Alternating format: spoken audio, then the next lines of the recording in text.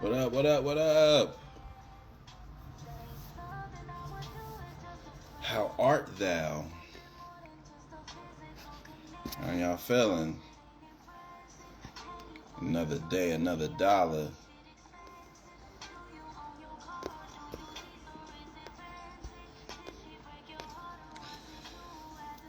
Vicky, what's good?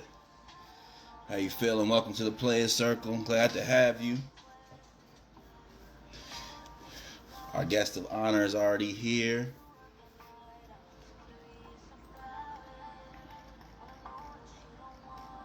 Happy Tuesday. We out here living good, feeling great. If y'all ain't already in here, make sure y'all share the live. Like the live. We're gonna have a good time tonight. We got a special episode planned for you.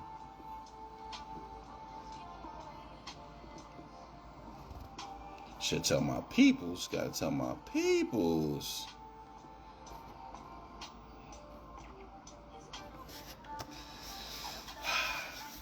But yeah, how y'all feeling today? And say hello to the special guest Autumn in here, and I'll introduce her in greater detail in a minute. But oh my baddie here, Karma, what's good? R&B songstress in the building, and that's appropriate too. That we have R&B baddies here tonight because we got a great show planned for you today. A little bit of theme, if you will. Karma said, "What's good? Have a great show." Drop a little heart on there. You know, I love that. But yeah, man.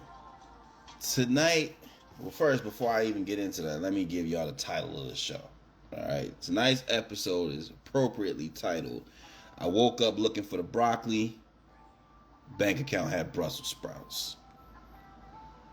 I woke up looking for the broccoli. That bank account had Brussels sprouts. Now, that is by no means any disrespect to the Brussels. All right, as I've gotten older. Oh, my boy here, DJ, what's good? What's good? Welcome. All players welcome, but that's my boy.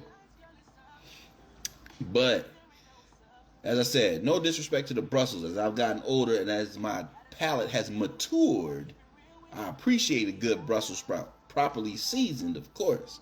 But it ain't nothing on the broccoli. Literally and figuratively trying to get that money. Maya, what's good? Good to have you. Good to have you here on Keepin It Playa.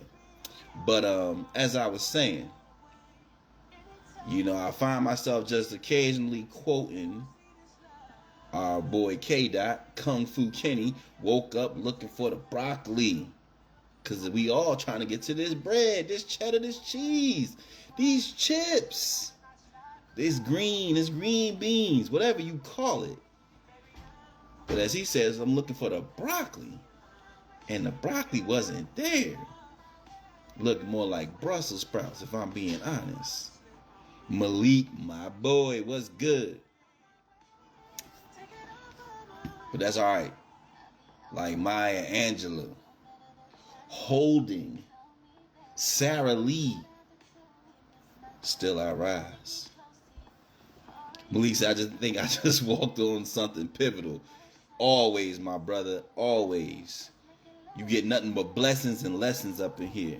He said, what it do? Hey, it's another day the Lord has made. I rejoice, I be's glad in it. Not be, bees. Now, we got a special guest for y'all tonight. I'm about to introduce her. Quickly get into what I've been into since y'all last seen me. Malik said, amen. You gotta believe. So, since I last talked to y'all, a lot been going on. First, we had Valentine's Day. Valentine's Day is one of my favorite holidays. Oh, my boy in here, Dre, what's good? Sin in here. Oh, another bad. Hey, wave to your baddies, yo. Golden girl in here. Sin, what's good? Dre, what's good? Dre said, checking in, checking in. Appreciate you pulling up to the Playas Circle. Let me know how. Hey, if you in here, man, quick name drop. Throw your arthritic signs up. Make sure y'all like the live. Make sure y'all share the live. Let me know where y'all from. You know, if we don't talk, if I don't be trying to, you know what I mean, network with you already. But, you know, as I was saying, we had Valentine's Day pass last week. Valentine's Day, one of my favorite fake holidays, because you know I'm a lover at heart. You know what I mean? Black love. Gotta state that. And because you know me, I don't do the swine. But as I digress, we're in a new era. We're in a new modern era here. So I'm trying to learn how to evolve and understand how everybody be moving, you know what I mean, in these days. So Valentine's Day was a little bit different. I seen a lot of posts with the hidden faces. Golden Girl said Dr. Umar face. Exactly. I beg your pardon. But the Valentine's Day posts, I seen a lot of hidden faces, a lot of hidden faces, hands, flowers, no from cards. You gotta include the to and from, baby. Seen a lot of dinner pics, but just food. A lot of Galentines. And by no means do I judge, cause I love everybody, except if you hating.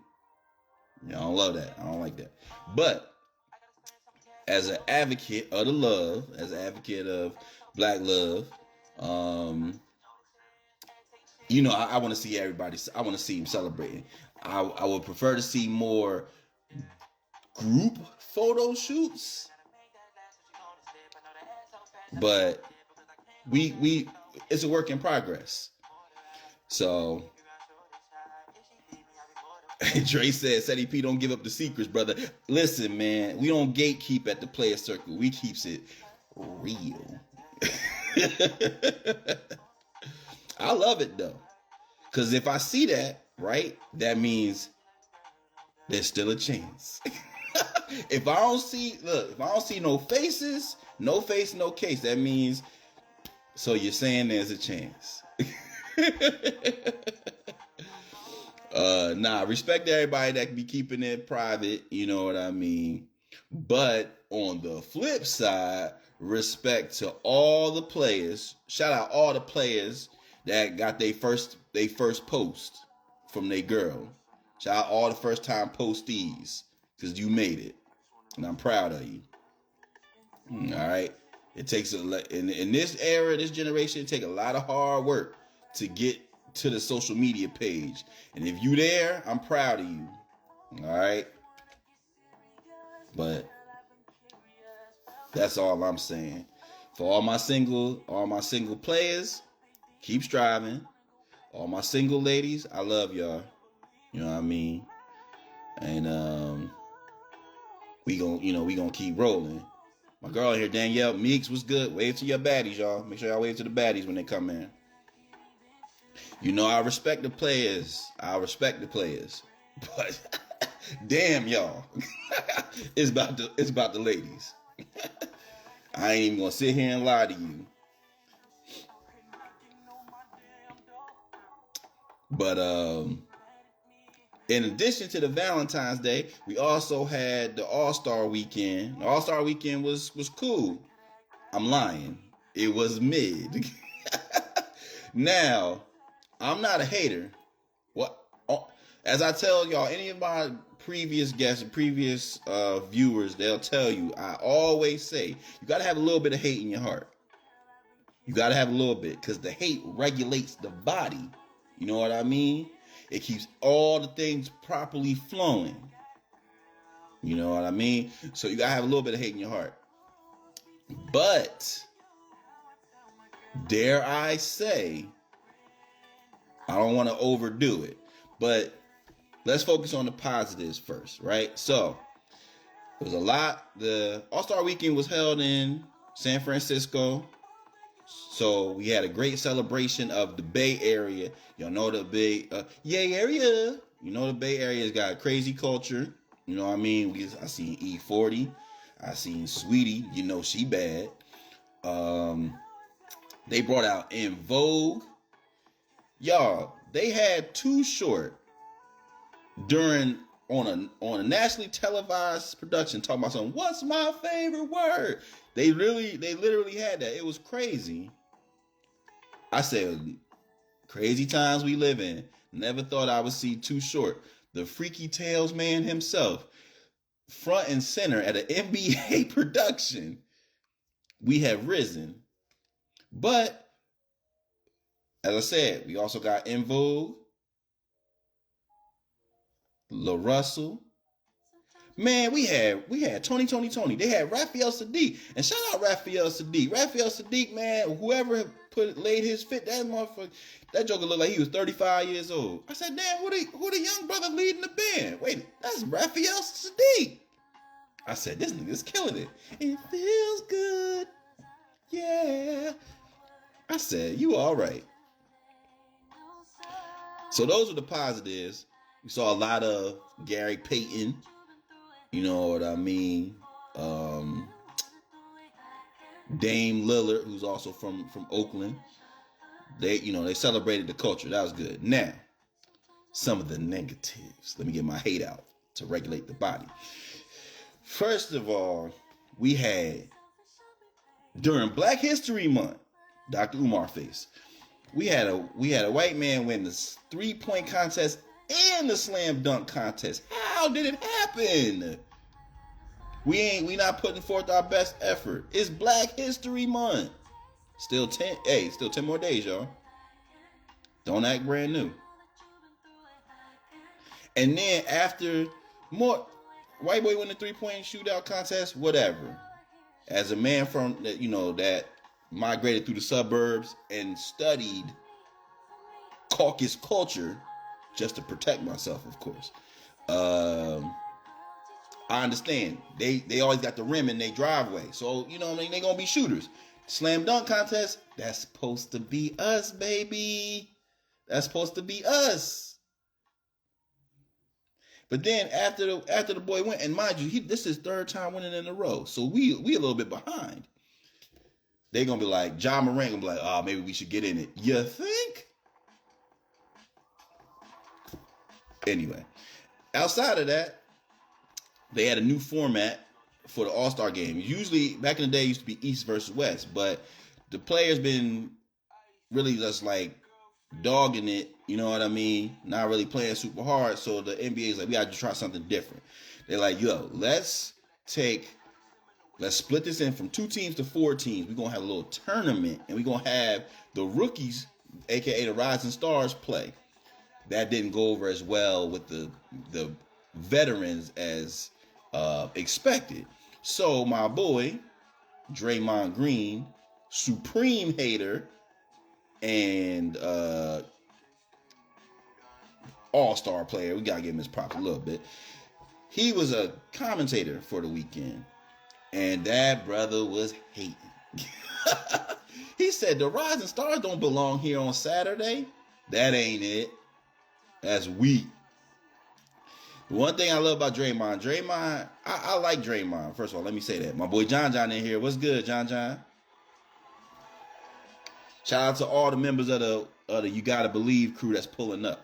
Now, one thing I like about Draymond, like I said, Draymond be hating, and you gotta have a little hate in your heart. But Draymond also got a lot of delusion. Now, if you ever been around somebody, we all got that one friend in the crew that's delusional. They be in the club, they be like, yo, man, I'm about to pull like 3 of these baddies in here. Nigga, you ugly as hell. You ain't pulling nothing. You got to have a delusional person because he make everything, you know what I mean, pop off. They be like, man, I'm about to have me a threesome. Man, you ain't about to have no onesome. What is you talking about? Draymond Green said the Warriors gonna win the championship this year. Based on who? And another thing about he's speaking up for everybody. Like, brother, you not the MVP. You ain't gonna be taking none of the shots. How's you putting that pressure on Steph Curry like that? But whatever. All right. But the good thing about it was, you know, at All-Star game they be having all the old heads. So Oscar Robertson was there, and I love a good old head. The old head was like, man, Draymond, he be talking that bullshit. I said, damn, Oscar Robertson? That's crazy. So, a little bit back and forth, a little beef between Oscar Robertson and Draymond. That was cool. LeBron didn't play. That was awkward because he waited till the last minute. He pulled one of our moves when you call in right before you're supposed to go to work. Chief, I'm sick. I'm sick. Like, bitch, you knew you wasn't coming in. You knew you wasn't coming in yesterday. But I digress. The best part of the All-Star game before we get on and we bring on our guests, my favorite part of the weekend was there was a fan that won $100,000 by hitting a shot from the logo. Now, as the story goes, he had to hit one shot from the logo before Damian Lillard hit 3, right? So, of course, Damian Lillard is a superstar. Damian already hit 2. This dude still ain't hit a shot yet. Now, shout out to the live streamer, influencer, what's my boy named Mr. Beast. He was the one giving away the $100,000. So he's trying to get Dame to hurry up. Phoenix Hip Hop, what's good, what's good, what's good? So he like, yo, Draymond, knock this dude out so I ain't got to pay up. Dame out here stalling. My boy took one more shot. He said, hit that joint, nothing but net. $100,000. Went and hopped in this big ass box of money. That shit was crazy. What was crazy though, the craziest part of all of this was Mr. Beast asked the man, he said, if you win $100,000, what you gonna do? The man said, I'm gonna take care of my family and I'm gonna go to college. Very admirable. But hey, he got different priorities. Different person, different priorities. If it's me, Ceddy P, if you win $100,000 on this shot, what are you gonna do? I'm taking out Taylor Rooks tonight. What you mean? Gas up the whip. Cause you know I ain't missing. Leave it. Now, we're going to go ahead, man, kick the show off. I got a great guest in here. I'm about to introduce her and bring her on. We'll do the ball-headed logic. And then we'll go ahead and kind of, we'll start rolling. Get my guest in here, if you don't mind. We in here vibing. John said, my boy crazy, not gas up the whip. You got to, brother. You got to have a full tank of gas when you got a baddie because you don't want to run out of gas. You know what I mean? Literally and figuratively. Don't let it go over your head.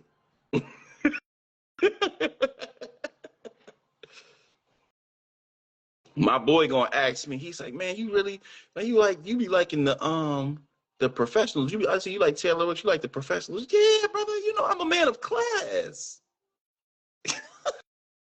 What you mean?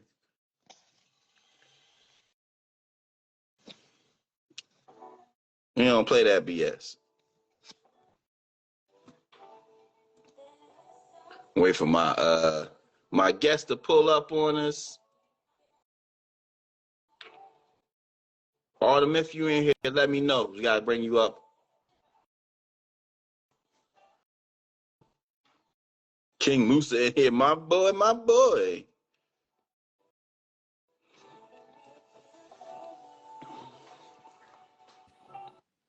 Hey. Hey, what's up? Welcome, welcome, I welcome. was just typing that I was here, so I just didn't get it. How are How you you? feeling? I'm good. Feeling blessed. How you Good. doing? I'm good. I'm chilling. I'm chilling. It's cold. It's cold here. It's getting on my nerves if I'm being honest. It's super cold. I'm like, I just did not want to leave the house today, but I had to. So it is what it is. I understand. We had to make some moves ourselves today, so I was like, let me bundle up Uh-huh. and Yep. handle Socks, business. everything. Everything. We got about a month out, a little bit more than a month before our season.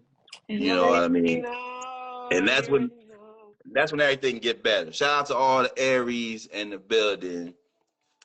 Period. Now, Playas Circle, I want to introduce our guests today for those who are uninformed, of course. Now, tonight we got a real one in the building.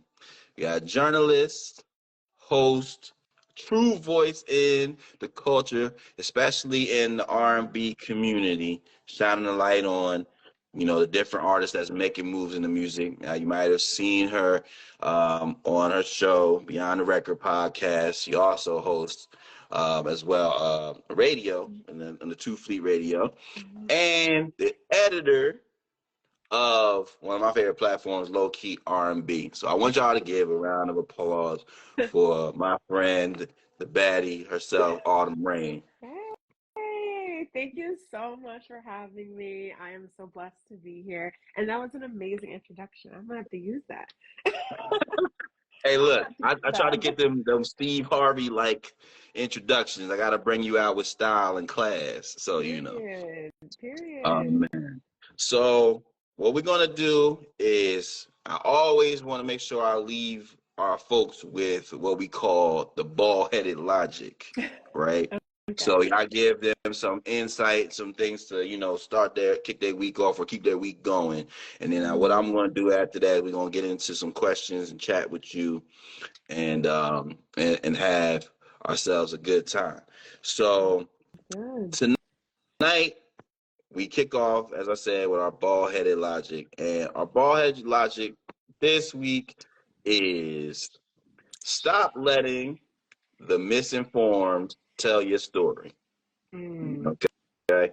Stop letting the misinformed tell your story. Now, too often, way too often, whether it be the careers of celebrities or even just the everyday person, we kind of let other people and their opinions of us and their narratives lead the way, and we want to rein back on that. We know who we Hmm. are at the heart. We know whose we are. If you're spiritual, let them lead you.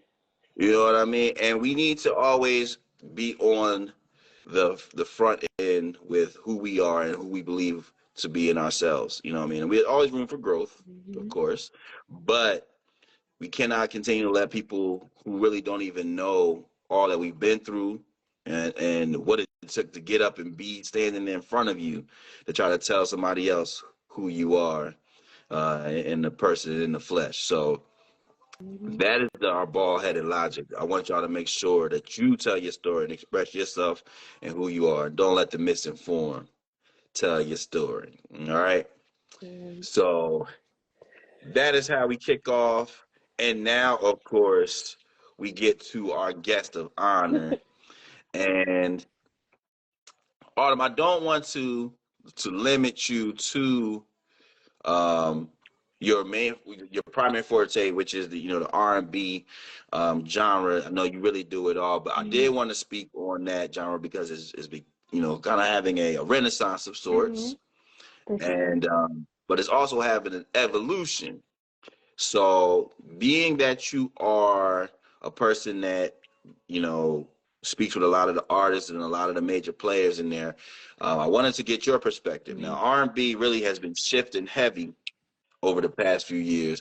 So, from your Hmm. perspective, like where is the genre at now, and where do you see it going? I honestly think it's in a great place. I think when Diddy had said, R&B is dead, it kind of just like made everyone kind of wake up. And then I think everyone was just like, nah, we need to prove him wrong. Right. So like that was like I feel like the set off what everyone's saying like R&B is dead because it definitely is not. I was just having a conversation with one of my friends like that, and I was telling her, I'm like, she's like, there's no R&B artists. Like, what happened to like the R&B that we used to listen to, like our parents used to listen to, like to a point, probably sure. Like we're not getting as many ballads as we used to. But I to say that like R&B doesn't have great artists or to say that R&B doesn't have people that are changing the game is just shortchanging all the hard artists that are, you know? Absolutely. Absolutely. I feel that there are a ton, and too often that's kind of like a lazy, you know what I mean, excuse for people to go to. Is like, oh man, we don't have the old classics. When there are a number of great artists, that as you said, the style has changed somewhat, but there still are Mm-hmm. artists that do reference the golden era, if you will, of R&B. Mm-hmm. And if not, there's still artists that are doing things in it with a modern twist that are really, really, really dope. Yeah. And to just keep laying into, oh man, I miss, um, Jagged Edge and Drew Hill. With all due respect to the legends, Yeah, you for know, sure.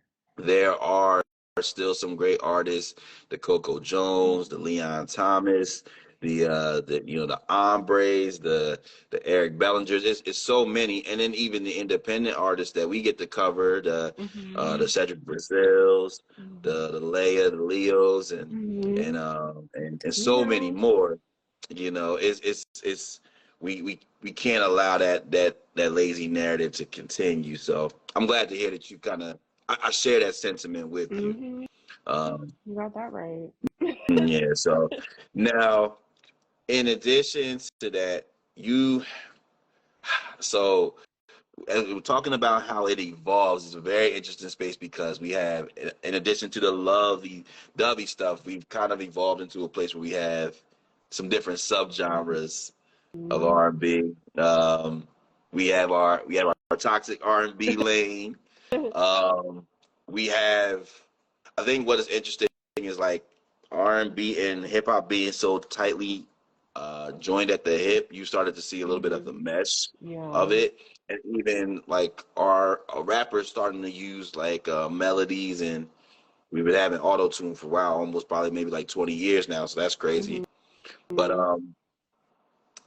most recently, we had the release of P&D and Drake's release, and I saw a lot of discourse about, see, this is what I hate about R&B, and it's like people were, there was pushback. It's like this is not even really the R&B that we were leading with.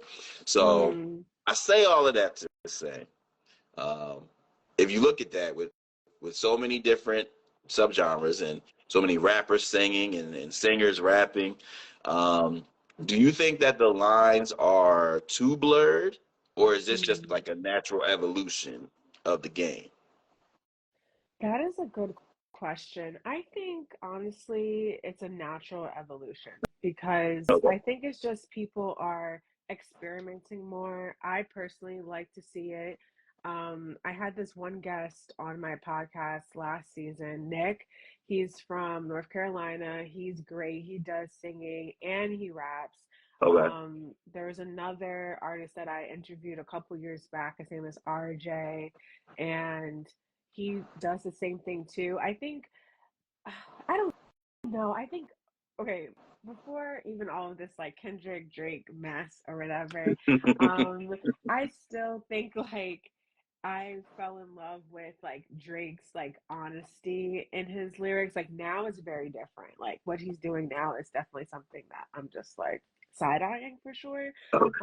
Even with that last album, it took me everything to get through that album. And I bumped Partynextdoor's album heavy. It was on my top five last year.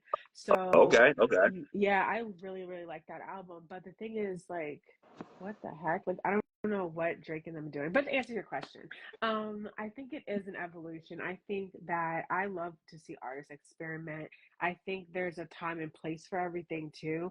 I don't think that you should always every rapper is not a singer, every singer is not a rapper.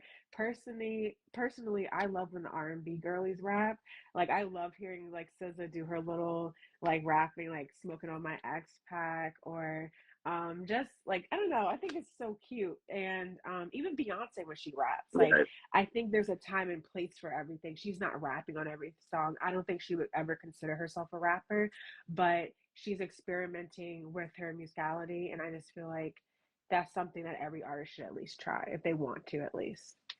I think that's the most important part, especially as you see the success of Beyonce with Mm-hmm. the Renaissance album and the Cowboy Carter album. Just not boxing yourself in, and even I'll extend that to Baby Sis, my early Boo Solange, and just how she puts the Yes. culture. You know what I mean, with her different sounds. I love to see it, like not allowing ourselves to just be kind of like limited to a particular lane, but Mm-hmm. still having those elements of of rhythm and blues and soul. And I love to see it. I don't want us to be so rigid, Yeah.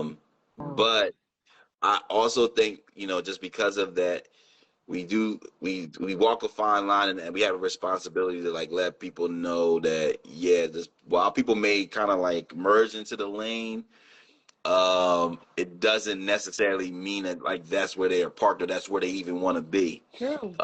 So Mm-hmm. we I think this is a very interesting time. Just really enjoy music. There's a comparison in basketball. Over the years, we used to have like the positions, but Mm-hmm. now because people have become so skilled at different things, they say we have positionless basketball. Like somebody can be 7 feet tall and still, shoot well and dribble just like the point guards. Oh, a couple people in here. Hey, Ron, what's good? South Park, Shango.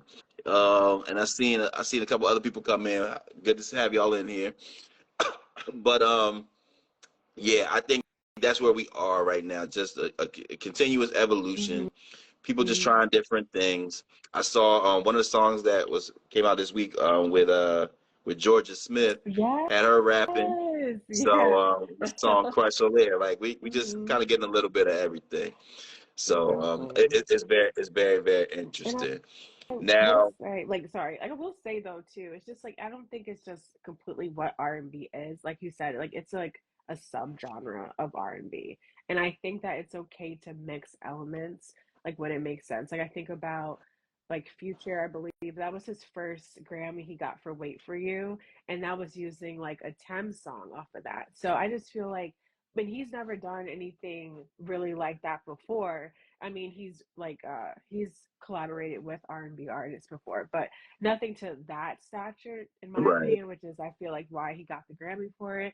Think about like Tommy Richmond. He's not I wouldn't consider him a rapper. He even said he's not a hip hop artist. But I Yeah, feel like, he wanted to make sure y'all knew that he wasn't. which is which was dumb for me, honestly, personally. But I just feel like just you can't like take from the genre when you please either. Like Yeah, he knows his audience. He knows that would have made people mad. This is why he tried to clarify himself. But when I say that, it's that I don't feel like that's necessarily, when I think of R&B, you know. yeah. So not to put my Umar hat on, but we see that very often, and especially when um, our non-melanated friends enter into the genre, gets Hmm. it's used more often as a launching pad than for necessarily like for the love of the genre. Yes. But like I said, for those that do not take it as such and do pay homage, Hmm. uh, I appreciate them being there and just continuing to try to expand the different things that we can do and expect from the genre. So Hmm. uh, now I want to talk a little bit with you just to expand outside the R&B space, but more into just like your role as a journalist, your role as a host of your own platform or the Beyond the Record platform, and even with your experience on the radio. Hmm. We are experiencing that. That's basically everything now. Is like it's a continued expansion and continued growth. And now we're in a digital era with social media. You know, just basically almost everybody serving as their own platform. You have Mm-hmm. AI, and you have our independent platforms. So from your starting point as a journalist to now, how has that changed? And I would Mm. ask, what is the your biggest challenge covering music today? Ooh.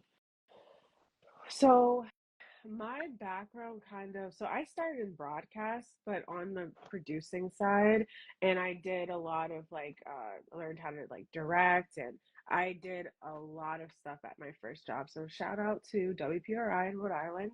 And I love that you asked me that question because not to nerd out too, but I am on the advisory board for my college for my major, and we just came off of a meeting like 2 weeks ago at the top of the month, and we were talking about AI. And so what we do on Okay. our advisory board is just like help build what those next set of classes are going to be with the professors that, I still have really good relationships with and stuff.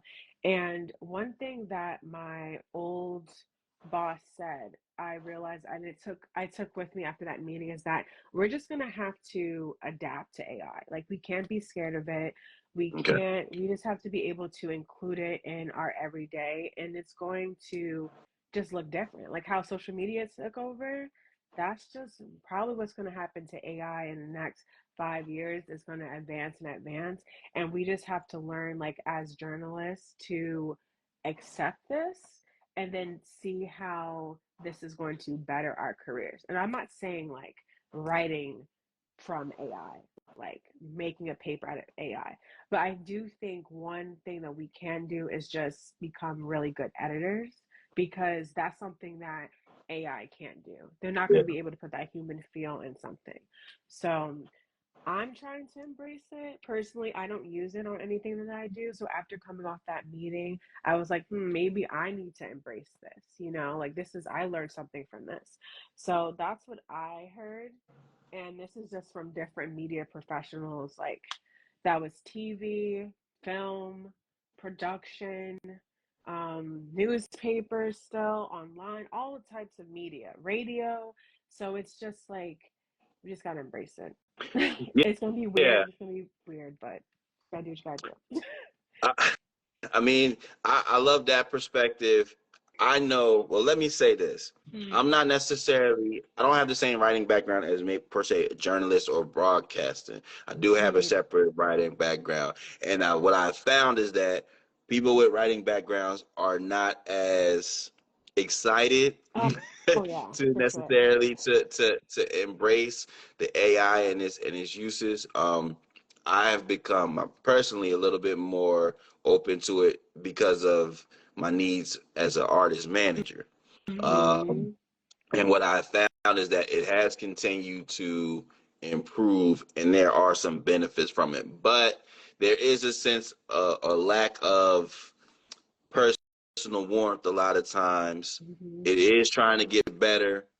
Um, Something just to give an example, like it started to recognize when I put something in for my artist. Let's say I mentioned a key story, it can kind of recognize and pull things about her that may be happening, like accomplishments or like things about her new releases, which I think is scary but cool at the same time. Yeah. um but yeah, like still never getting too deep in where we're like solely relying on it, I think is important. But trying to embrace it for its benefits is the best way I believe we can kind of look at it. So that's cool. Mm-hmm. That you guys are even like having that conversation, and within the organization and within your meetings. Mm-hmm. So For sure. yeah, It is weird though. It is scary. I don't use it. One of my friends, she does everything with AI. Not everything, but she like she's a teacher, and I think it helps her with her like scheduling, lesson plans, stuff like that, and her personal schedule, like her meal planning and gym schedule, all that type of stuff. So I do want to see kind of the personal benefits first, and then see how it could help my work. But like you said, like you don't want it to be a lazy thing either. Yeah. Like it's kind of, I don't want it to know too much about me. It's a little personal. I don't know. Nah, I feel you. And if I may, I'll say also that's a little bit of the Aries in this too, because we don't like to lean too much on anybody anyway. That's all right. Yeah, I can't have you too close because you know what I mean I like stuff done a certain way. So Hmm. You got that right. oh man. So now I have to ask you personally, because I know like I said that you do this. I always love to ask people that are involved in the music because we see so much. We see so many artists. Um who are like their favorites at the moment, whether it be mainstream or underground. I want to ask you like who are you feeling right now? Feel free to put your boy on. Hmm. But like, who's pushing like the sounds that you are really, really enjoying at the moment? Wow, that's a good question. I think I listen to a lot of more like underground R&B artists, and then for hip hop artists, I listen to a lot of like mainstream hip hop artists, if Okay. that makes any sense. Like, but I will have to say, um, well, I'll just put SZA and Kendrick there because they're both That's very newest. different, right? Yeah, they're different. They're different over there. So I've loved everything they've done in the last couple of months. Another like mainstream artist, Kaylani, I love her. Jasmine Sullivan, Victoria Monet, Leon Thomas, which I don't know if he would be like mainstream yet, but at least like he's on the path. I mean, I've heard of him for a long time, but I don't Right. know. That's But that's an interesting one. Okay, so in your personal, don't forget your point, but in your okay, yeah. personal opinion, would you put Leon as mainstream?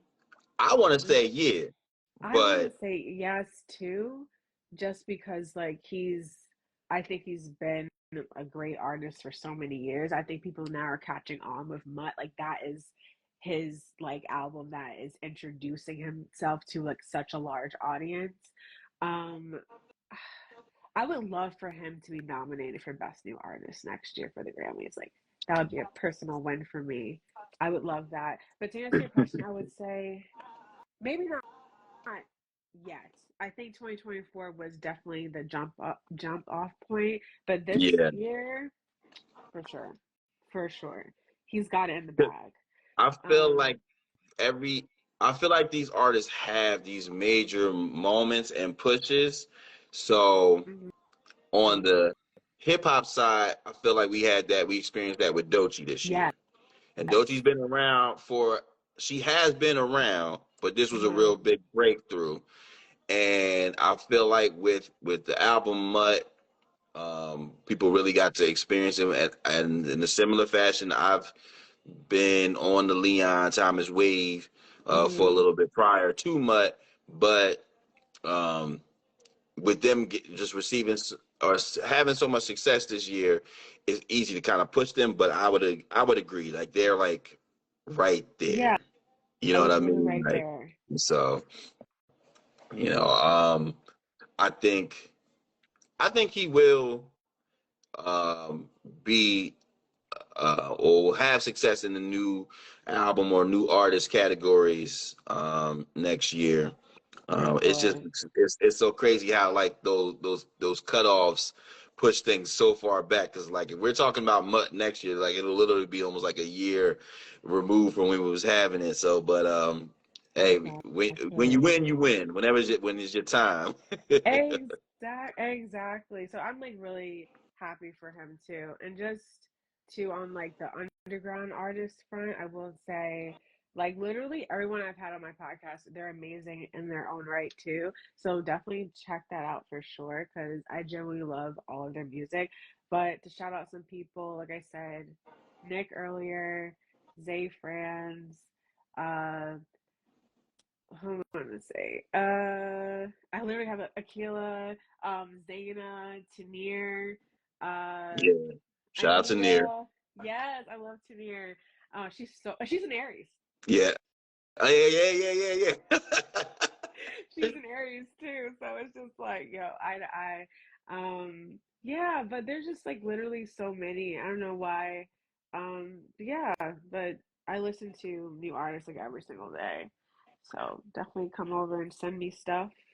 Feel Where free. I think that's like that's part of the blessing in being in this. Like now, I have to give so much praise to the artists. Like so, I receive them as a curator, and it can be overwhelming because I'm not even at the level of submissions as an actual platform or a major curator like my girl Jan Sneed or some of the other people like or some of them do K Vaughn, like they receive crazy amounts of submissions. I receive a lot, but I can't imagine how many they have to deal with. Mm-hmm. And even for me, it's like it can be a little bit overwhelming. But I do find artists that kind of jump off when I hear them. Um, and I'll talk about one of them later in the Playa of the week. But Yeah, I know I what they love, mean. yeah, I love my baddie Anila, Mm-hmm. Alex Vaughn. Another one is Mm-hmm. dope. We've been Nippa. Shout out, got to go across the water. Mm-hmm. Um, Papa J, the young boy, he's starting to make some moves. So it's a lot of dope artists out here now, and from the independent space or the underground space that are slowly making their way out of that space. And then you always got like the big boys, like you said, the Scissors, the Summer Walkers, the Kalanis, Mm-hmm. um, Usher, even as long as he's been in the Yeah. game, still continuing to push it forward. So we got a lot in the space in both the R&B and the hip hop space. So Mm-hmm. Yeah. I think it's really dope that we continue to kind of see all these people now. Um, but yeah, I think that we really are in a good space with the music, and I'm glad that we have such personalities such as yourself to continue to try to celebrate, both at the independent and the mainstream For level. sure. So now we've been talking questions for you personally, but I want to open it up and we start to have a little bit of fun. Hey, my girl Smooth is in here. Smooth, what it is. One of my favorite baddies in the music and culture spaces, if you will. So shout out her. Hey. So we're talking for everybody just joining. We're talking live with journalist and host Autumn Rayne, and we're about to Hey. kind of get into the questions section here. So in the questions section, Autumn, so for you being your first time as a guest here, what we like to do is we propose some to the audience, but also pose them to you to get your feedback, Okay. and we have some different discussions about music, social media, relationships, all the whole nine. So Okay. I'm going to hit you with an easy question. Smooth said, "Coming to say hello. Would love to tap in with you, Autumn." Yes. Yeah, y'all definitely, we'll make the connections as needed. Absolutely. Now we'll start here with the first question. Now we'll keep it. We'll start with the music, and then we'll get into some of the relationship and social media stuff. So my first question for you is, and for the audience, of course, is regarding music stars, becoming a music star. We were just talking Mm-hmm. about Leon Thomas, we were just talking about Doechii, Mm-hmm. and there's several more, obviously. But I would like to ask you, what is more important in becoming a music star, and the music itself Mm-hmm. or the marketing? Oh. We've been seeing a lot of conversations about how important the music marketing is. And then you have the pushback of, oh, it starts with the talent. I saw a clip from L.A. Reid just talking about the talent of Whitney Houston and how her talent itself was the button that we always Mm-hmm. talk about. Mm-hmm. So I ask you first, and we'll pose that to the chat. What is more important in becoming a music star, the music itself or the marketing? 100%, without a doubt, the music. I'm gonna stand by it because I feel like it's really hard. It's easy to market something that is good. If your lyrics aren't good, if the production sucks, if your mixes aren't done well, like all that stuff matters. Even like you as a person, I guess that goes into the marketing side.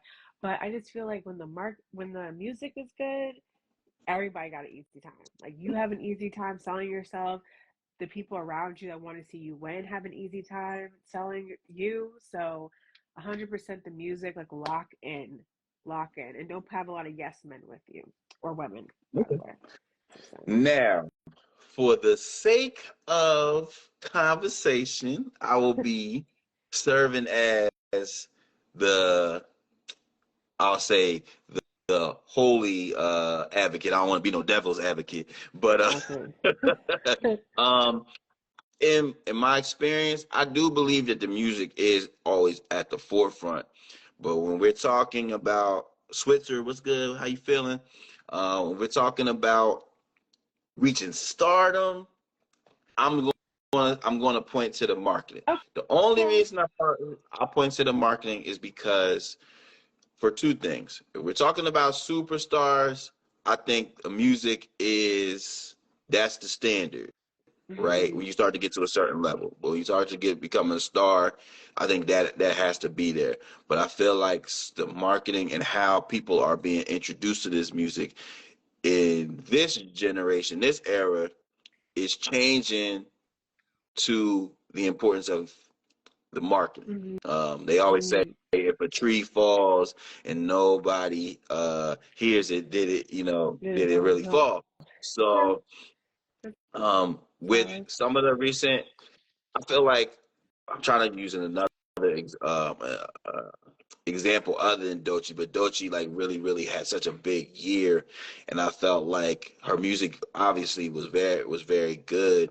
Um, but Mm-hmm. we saw her everywhere. We Mm-hmm. really saw her everywhere. And I'll push back. We've had a lot of success with the female artists, especially the female rap artists that really dominated the hip hop culture. Strange Roots was good, was good, was good. Welcome, welcome. Um, I felt like even taking the artists like a Glorilla. Mm-hmm. Um, Glow was everywhere. Glow was Yeah. on J HUD. She was on Complex with my boy Speedy Norm. She was just everywhere, and I feel like that it was so important when you're talking about taking that next level. And I'll push back. I'm trying to think.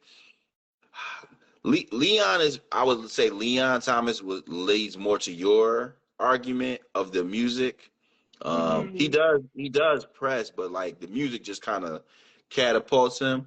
Um, but there's so many just like examples, and when I say it, seeing somebody all the time, I push that towards marketing. Mm-hmm. Not to say that the music isn't good, but I'm just kind of categorized like, man, they everywhere. I see them everywhere, and that has led me to believe that there is a lot of that plays into it when you're talking about going from a place where like, oh, this is cool, I like this, to like, man, I love this artist.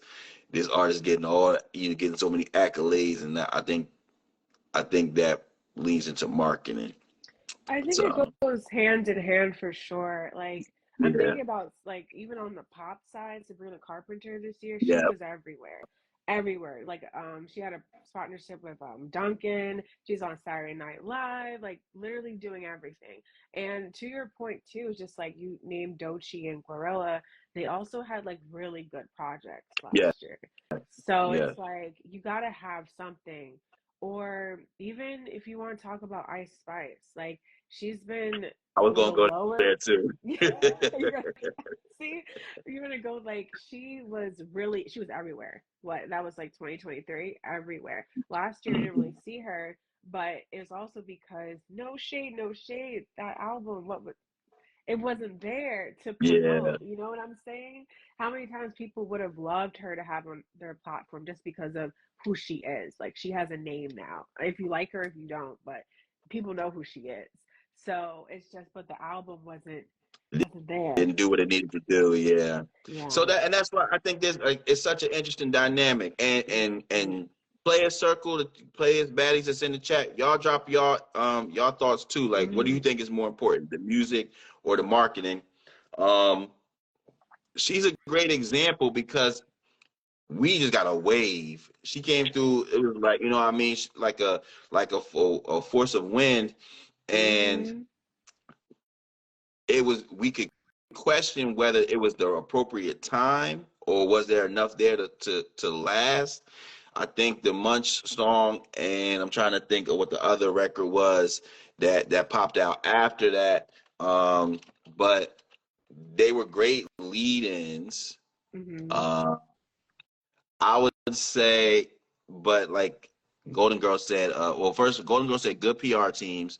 Strange Roots is laughing, and then she said, Mm-hmm. "Whose album?" We're referring right now to we're talking about Ice Spice. Ice Spice. We're talking about Ice Spice, and she had a couple. It really was Munch, if I'm being honest. It was Munch Um, and God, what was the other one? I know like I don't, the songs in my head, but oh because I don't. the It's Nikki. not. It's The one with Nikki. yeah, yes, yes. And so that definitely put it out there. Princess And Diana. then I don't think, like I said, when you're about to Oh, push a project and mhm. like development is so important with artists, and if it wasn't enough there, there was maybe too much reliance on just kind of like I don't want to do that but it's just like all the external factors, we'll say, outside of just the actual music, Mhm. and it's not Mhm. enough. Yeah. Golden Girl said Hannah Montana was the only song I really liked on the album. The rest was basic. So yeah, like Mhm. if you're gonna give an album, and that's why sometimes it is we don't need to be in a rush. Mind you, we only got one album from Cardi B, and that's been True. 8 years we've been rocking. So hey, She you keep a know, bag though. She keep a bag. got to. I call it the Lauryn Hill formula. It's Mm. like if you ain't ready, if you don't if you when you come out when you just give us something like a piece of gold, you put yourself in a lot of risk because it's like, can you match that? Are you ready to put Mhm. down the work? Do you have too much going on? It's like, hey, Mhm. go ahead, let's keep eating. Let's keep No, eating. that was So exactly it. yeah, Exactly it. I think it can be very difficult to try to top that. But in regards to what we're saying, I feel like with Ice Spice, just her being everywhere, you go from just how crazy the flood was with Munch, then you get the feature and the connection with Nicki Minaj, which taps you into the into Mainstream. her fan base, and Mhm.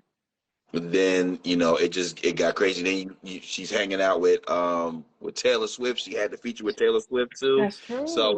you That's know what I true. mean. It just seemed to be so many other different features other than focusing just on her, just giving us just bomb music. And Mhm. time flies because like now we're 2 years removed, and um, we're always going. We nothing is impossible, but it's going to be another uphill climb if she's going to come back in terms of the music space. You know what I mean? To That's really go. true. So, Mhm.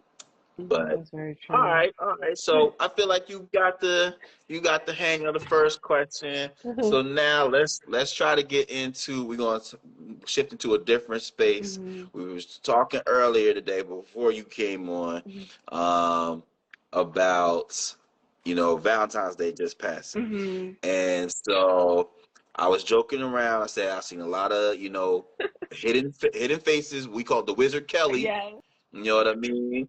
A lot of flowers, Mhm. no to and froms.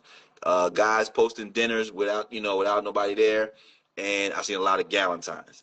Now I saw a post from the Poor Minds podcast. Shout out to the Oh. ladies from the Poor Minds, and they asked on there, "Do you prefer having Galentine's or the Mhm. Valentine's Day. Now, I believe the girl's name, the host is Lex. She wild, Yeah, uh, but Lexi. I but love she her gave though. what I thought was an honest answer. But I want to get your answer as a baddie yourself. You know what I mean? Can't, I like to stay out of baddies' business. But what do you prefer more, a Galentine's Day or Valentine's with the Boo? Real quick, I just want to drop this comment from Strange Roots. She was talking about what we were just saying about the music of marketing. She Mhm. said she felt like they also rushed Ice Spice into being an it girl, and which they tried to outweigh the lack of development by just pushing her in her face. But I like that point. That's a good point. Yes, Um, I you know what I agree. mean? So, I like you agree. said, that's where, leading to your point, Autumn, the music still reigns supreme. So, but Just back to saying. what we're saying. So we're talking Galentine's or Valentine's. So for question the other night, and then the baddies just in the chat as well. What's your preference, with the ladies or with the boo? I mean, the preference I think it depends on obviously the person, like what phase of life they're in, but I think you could do both. I think you could do the Valentine's Day like the weekend before, which a lot of my friends did, and then have a romantic Valentine's Day with your partner. Personally, I don't have no man, so I was with my friend for Valentine's Day, and we just had a good time. We went out to dinner. We went to go see Captain America. Like, it was Okay. nice, and she wanted to go out. Honestly, I was like cool with just staying in the house, but I was like, this was nice though. Like, it was cute seeing all the other little couples out and stuff like that. But I mean, if I had a boyfriend, I would definitely do the Valentine's Day, like romantic Okay. Valentine's Day and the Valentine's Day, either like probably the weekend before. But yeah, that's my I think preference. that's appropriate. And Autumn, don't be acting like the players ain't in your DMs sliding. I know they there, but understood. Ain't nothing, like I said. Shout out to the single life. But I do like to see, for me, as like I said, as a proponent of love, especially black love. Put my Umar cap on. Um, I love to see people just excited about spending the time with they love one, with they boo or they bae or what have you. For But sure. I do understand the importance of girl time. You know what I mean? I got a sister, they and my mom, they be watching Girlfriends, so I grew up, I know, Uh, the importance. So yeah, I understand, like, having that time with your girls and you're kicking it and not losing that sisterhood is really important. for I sure. just I don't want to see, just, I guess, the pushing out of the importance of the dynamic of love. Whether, no matter which way you get it, but just having your mate alongside of that. But For I agree with you. I think it's, where you are in life. What your experience is, sure. especially whether you just coming out of something or you trying to take time to grow, because you got to Mhm. develop, you got to be ready for your blessing. That's true. Um, That's true. so, hey, Lucy official in here. What's good? Hey, loving the record with Den Day. Um, Shout her out, and we gotta mention Den Day when we talk about the players of the week. But yeah, For uh, sure. I'm gonna give us a little background music since we got one of the artists in here. Let me play their record too. This is Den Day, featuring Lucia the Louvre. So we'll play that while she in here. Hey, that song is so good. Yeah, I did really enjoy this. Um, so, but yeah, I definitely feel like um making sure we maintain really that, both of that. And I like your idea though. Um, Kind of maybe the week before, Yeah. or a couple of days before. As Lex was saying, like she said, I'll see y'all on the 13th. No, for you real though. know, I don't see why not. It's not like girl friendships like are important and stuff like that. But the holiday is about like romantic love. So like let's celebrate it.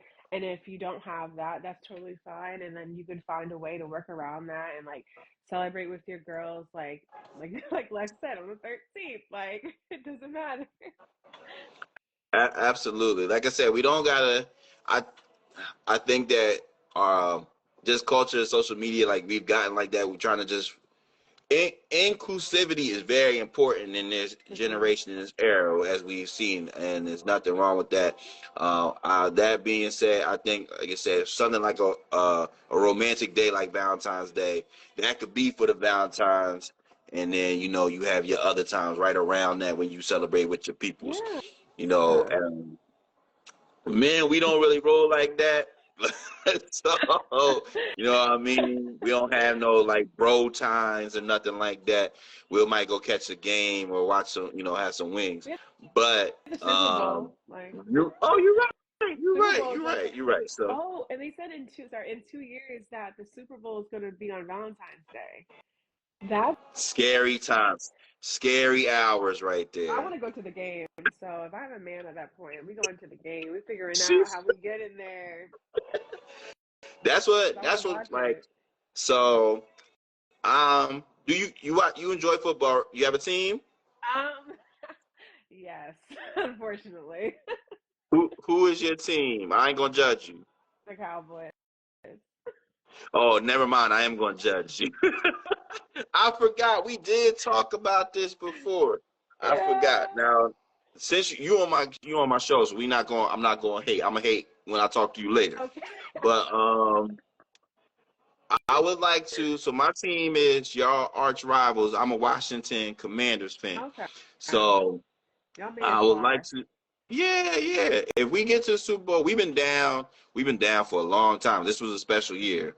Mm. So if we get to the Super Bowl, I don't know what I'm gonna have to do. Hopefully I don't have to do nothing strange for a piece of change. But I gotta go. I got to Right. go. Yeah. I'm So screaming. you know, we'll see. But that'll be crazy. Like having the Super Bowl and Valentine's Day. That's gonna be wild. Somebody gonna Oh. have to make some. You gonna have to prioritize. Unless your boo loves football. If your boo loves football, then it's easier. But He has if not, to. He has to at yeah. this point. You're not going to mess up the Super Bowl for me either. Let's just go together. See, we all about unity. We all Exactly. so man. All right, now kind of keeping this on the relationship tip, but kind of opening it up to being a little bit more humorous. Um, Now you and like for those who don't know, like me and Autumn, we cool, we Hmm. cool. So we be chatting up, laughing, and Autumn knows. I don't wouldn't say a crush because I'm a grown ass man, but Autumn knows who my celebrity boo is, Yes. right? Yeah. Now, so this made me having you on the show made me think about that those conversations, but kind of to spin that about shooting your shot, right? Hmm. So if you have either whether it's a celebrity or a person that you don't see that often, we have different methods now of talking to people. You can either talk to them in person, of course, but or you Hmm. can shoot your shot on social media. But that definitely presents different reactions and it's different success rates. For So sure. the question is, if you're trying to holler at somebody, whether it be we'll say celebrity but or otherwise, if you're trying to holler at somebody, Hmm. what do you feel is better? Oh, my girl in here, Key Story. Key Story. Hey, Shout Key out my girl Story. Renaissance. So my question would be, um, if you're trying to holler, what's the better route? DM or social media? Oh my, or shooting your shot in public. Real quick, another shout out my boy Nas in here, aka Martin Luther King, part of the You Gotta Believe crew. So shout him out as well. So make it shooting your shot, DMs or in public. In public for sure. In public. I think that it's just really like attractive to have a guy just like come up to you and like show interest and then like ask for your number to get to know you. Definitely in person. Yeah. for sure. But I understand that's probably just very intimidating for guys to do, or women, honestly, or women. So, but Now, different I perspectives. gotta ask. Well, it's happened, but it's been look. I've been chilling. I've been chilling. But like, girls, do y'all shoot y'all shots? I see so many people talking about they don't like to shoot. The ladies don't like to shoot their shots. I personally don't. I am very. I personally don't. But also, I'm just a very much so like I need to talk to you type of person. Like I need to know are you an idiot type of thing. Like that's like that's my biggest thing.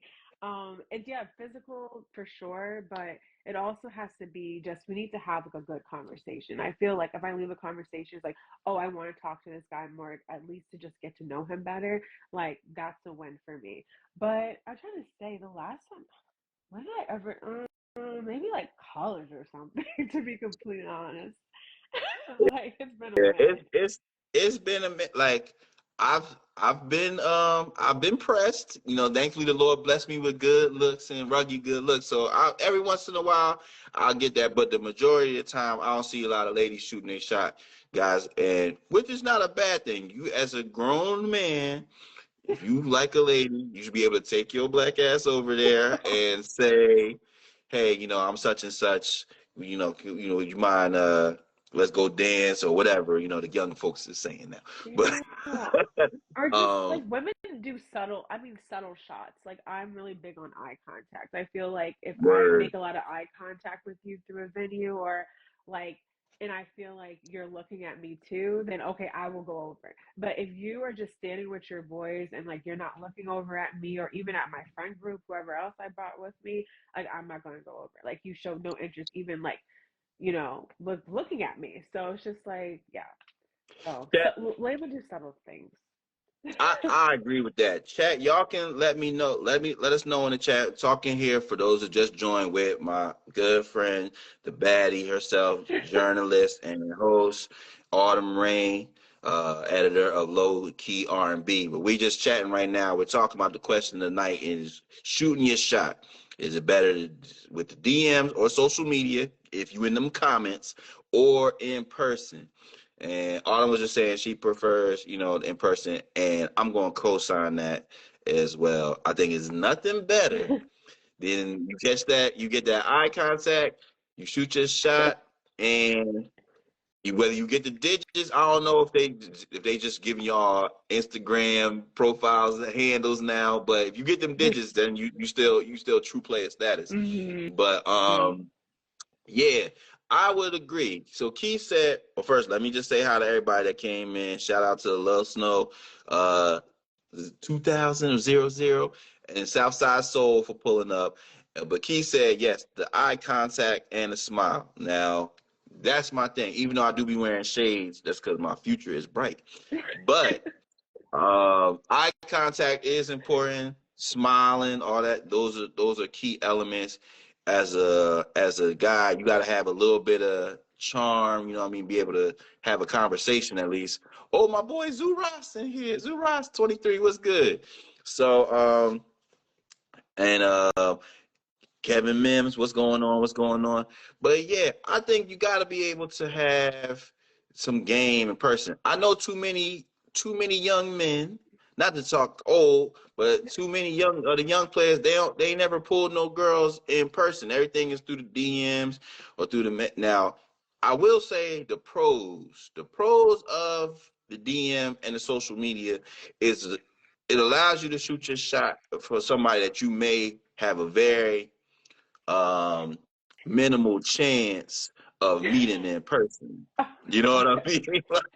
Like, It's because true. some people have pulled or at least gotten the opportunity um, That's true. but for somebody that you like, yeah, you would have never met them in person. So I'll tell you a quick story. Shout out to my boy Shamrock Jackson. So like I said, my boo, right? Yeah. So as the story goes and how I got the chance to meet her, it was a mixture of the DMs or social media slash, putting the charm on in person. So I was at the WNBA game. Y'all, shout out to the WNBA. Y'all know I love WNBA.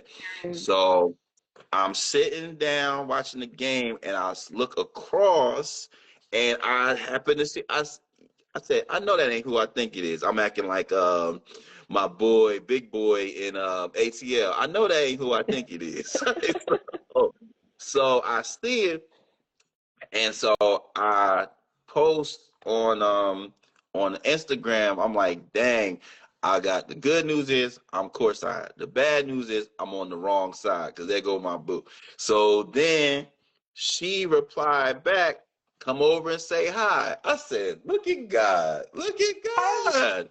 love So that. I didn't know that's how that happened. yeah, Zura said, you talking about T.R.? Yeah. He knows. So, so but you gotta play it cool because I still got true player in my blood. So I'm chilling, and so after the game, I'm walking over there and I peep. So then I say her name, start talking a little bit, and now the person that was next to me, I didn't know them, but they was hating on me because I'm talking. And I was like, yo, let's get a picture real quick. So she was like, sure. Oh. So I hand homie the phone. He gonna say I shouldn't take this picture because you got an Android. I said the audacity. That's Hate. So, but we still got a good picture, got a picture, and people was laughing because I got the Zura said got to keep it player always. So he said he was laughing because I got the signature. This is a if any player has ever experienced this in a club or wherever, whatever, or just laughing with the baddies, if she put her hand on your chest or the shoulder when she laughing, That's you're a good elite. one. Or your arms. Yeah. So Gotcha. I got that. Yeah, it's like you're so crazy. Yeah, then you work in the magic. So I have that captured in history. Now you told me some information. You told him that she a Gemini. That now I gotta. I did. I had to Yeah, break so it to you. you out here breaking hearts. Because I said first you a Cowboys fan, and now you telling me bad news. I don't know. You messing this up for me, Autumn. I'm But just trying to be honest with yeah, you. hey Honestly. man, look. Keep all that honesty to yourself. Shout out Doomsday Gotti for pulling in here. But yeah, no, I do believe that when it comes to the social media, like I said, it can be a help, but it's nothing like meeting somebody in person and talking to them, letting them get to witness, whatever chemistry y'all may have, charm, whatever, what have you. Zura said Cowboys. Zura, no, come on, my Yay! Yo, follow the boy. Eagles, guys. Man. Yeah. Go Man, Cowboys. I'm gonna get. I'm gonna roast you later, Zuras, because you out here tripping, man. Delusion. But yeah, Good. it's great. I love to see it. I love to talk to people in person. Um, that DM stuff, I think it gets you so far because you're competing against so many other people. The DMs slash the comments. And for me personally, nothing burns my soul more than um, when you're the first person to comment on a photo. Like if you're a guy and you like the first Mm-hmm. person to like it or comment, it's like the thirst. I think the But DM could work if it's just like, this is just me personally. I'm not every woman, but I think like if you know them in person, like if we've met before, and then now it's just like, oh, you're liking my selfies, you're interacting with the funny stuff I post, mhm, like, and then now you're just like, hey, like, do you want to go out and do something? I'm like, okay, maybe I'll think about that, but I think it's just like yeah. totally random. It's just like, okay. Like, I don't know. Yeah. Unless it's Oh, like Aaron Pierre, I don't know. That's not Mufasa. Aaron Pierre, that's Mufasa. Come on now. Oh man. Oh, Zura said no. I meant that in a bad way. So I take that back. He must have been hating on the Cowboys, which I will allow. That I will allow that. So thought you had a friend. I We still cool though, Autumn. But yeah, It's no. okay. It's Oh, I okay. forgot. Yeah, yeah. So now I agree with that. We'll move on, but I do agree with that. If you met the person, and I got to say that real quick, we got to start getting back to getting to know people before we kind of holler and go out with them. You know what I mean? Like that takes a lot of the edge off because you already got an established rapport. Yeah, Um, for but yeah, sure. when you know somebody, you start getting a little likes, put the little we had a segment the other day. Is the fire emoji flirting? And I said yes, it is. But now I gotta mix it up now that I done put that out there. But if you see my signature, I'm gonna just keep it a hundo with you because my real baddie. If I send the fire emoji, yes, but the real one is my favorite is the emoji with the sunglasses because they look like me. The emoji with the sunglasses. If I send that to you, let it be known. I'm trying to tell you something. Trying to tell you something. I'm So screaming. Oh now, my so God. just keep that in mind. So now we gonna move on. I was talking to Autumn y'all about this segment. This is one of my favorite segments, which is when I send you this. All right. So now, for those that's new, when I send you this, you all see this a little bit on Twitter more so, but it's like somebody posts a picture of somebody or they send a meme of somebody. It has double meaning, right? So when I send you this, I want you to know I'm trying to express something. Now, in the past, we done did a couple of them. We did Simone Biles. That's which, if I send you Simone Biles, that means I'm trying to flip this money, right? Now, if I send you a picture of Sammy Sosa, that means you changing on me because you know Sammy Sosa was, bleaching skin. So it's like that means you changing on me, right?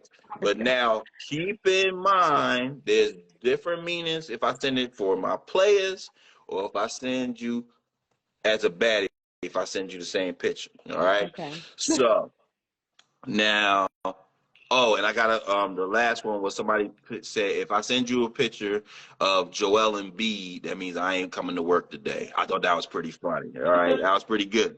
Now, keeping it with All-Star Weekend theme, we're going to use another NBA player today. So, if I send you a picture of Draymond Green, Oh God. all right, it has different meanings. So for all my players, if I send you a picture of Draymond Green, it means you acting crazy. Yeah. All right, cut it out. You gotta reel you back in. You acting crazy. All right. So players, if one of your guys is in the chat, the group chat, just talking foolish, send that picture of Draymond Green. Now, it has different meaning if I send Draymond Green to the baddies though. Now, if I send you as a baddie a picture of Draymond Green, that means it's time for you to get a rebound. And I'm the guy. I'm the one. All right. Oh my So God. different different people, different meaning. But understand Draymond Green, you might see that. All right. So pay attention for that. And you heard it here first what the dual meaning of Draymond Green is. All right. So, Autumn, just be prepared. You can use that Okay. as you need it. You know what I mean? For your group chats. Now, we're going to get into got a couple more segments, and then we'll go our separate ways. Um, we want to celebrate the player and the baddie of the week. Okay. Now, each week, we try to highlight either a person or persons of the player persuasion or the baddie persuasion, and just try to highlight them for their accomplishments throughout the week. Now, my first nominee for Player of the Week is none other than the gentleman we mentioned before, R&B artist Dende. Yeah. Okay? Now, shout out to Dende for having a great week previous week. Earlier last week, he announced that he was signing to the record label Def Jam. That's big time. Real. That's big time. For And real. shout out to all of the crew that's tight, that's tapped in with Dende. Shout out Crossroads, that's Jersey family. Yeah. Shout out to Billy Boquacious, because he be killing on the guitar. Shout out to my girl Byrie for all that she do. I know she tapped in with Dende. And just shout out the whole team. I shout out all the peoples with Dende. But got to give him his props. And Erica Officer too. Mm-hmm. She tight with them too. But shout out to Dende for that. And That's Chris a Patrick. major deal. Yeah. And the release of his new song, which we did. You know, we had his background music, the Louvre, but that song is banging. Mm-hmm. With the artist Lucia, who popped in the chat Yeah. while we was talking. So shout out to him. You Yeah. how you feel about Dende? You rock with Dende? Oh, for sure. I interviewed him a couple of times in the past couple of years. He was one of the first people, not the first, but one of like the first set of people I interviewed for Low Key R&B.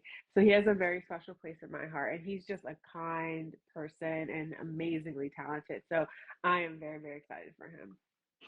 Absolutely, absolutely. Now we had a chance to highlight him. I did an interview with him early, um, with on the Twitter Spaces, and he's a frequent, you know, a nominee on Who Got the Wave because he just be having hits. Yeah. So yeah, shout out to him, and his new signing. We wish him the best, and we looking forward to, you know, what y'all drop under the Def Jam umbrella. Excuse me. Now, Yes. for the baddie of the week, we're taking it back to sports. You know, I'm a lover of women's basketball and all things WNBA related. But this week we celebrate Baddie of the Week, Nafisa Collier. Now, Mhm. Nafisa Collier is one of my favorite players. Obviously, we got her, Beja, aka Asia Wilson, Dijonay Carrington, aka Honey Dijonay. Um, but we celebrate Nafisa Collier. Um, Co-owner of the new league Unrivaled, which is a women's league of 3-on-3 basketball, which has been really making a huge wave recently on the social Mhm. media side and in sports. Yeah. Now, what they did this past week was, which is not in the NBA tournaments or All-Star, but they had a one-on-one tournament with some of the best players pitted against each other. The winner wins 200,000 of them things, and the Feast of Collier was the winner. Uh, Beat out several great players, including Azure Stevens and Aaliyah Edwards to win it all, and that was amazing. It was great cinema, great television. And it sparked a lot of conversation whether the NBA players should have something similar because we would love to see that. So Mhm. anything that sparks conversation, anything that is great television, and all things, you know, women's basketball related are going to sit with, you know, close to my heart. So we nominate Nafisa Collier Yeah. as the baddie of the week. So shout out to her. And I will be back when the student season comes to see you play. Got the chance to see her play for the first time in the WNBA Finals this year. Me and Key went. We had a good time. Nice. Uh, Rick Ross performed. Had a lot of good time. But Wow. shout out to them. Invite me next time. I got you. Yeah, we listen. You can ask Key. We have a good time. They get now. They be having popcorn. They serve you food, Yes. drinks. It's nice. We go to the Barclays Center, and Yeah. it's a good experience. I'm hoping and praying that the Philly gets a WNBA team. It's been rumors, Oh, but until then, we be at the Barclays. So I will call you so we can pull up. sounds So good. now, and my boy Zuras, he be at the games too. I seen him, and it's a big thing now. We saw like I told you, obviously, I see my boo there. I saw her. Her was Oh, there. Um, Ghost from Power. You can't oh, use character. You got to use their character names. Ghost was there. I'm alright.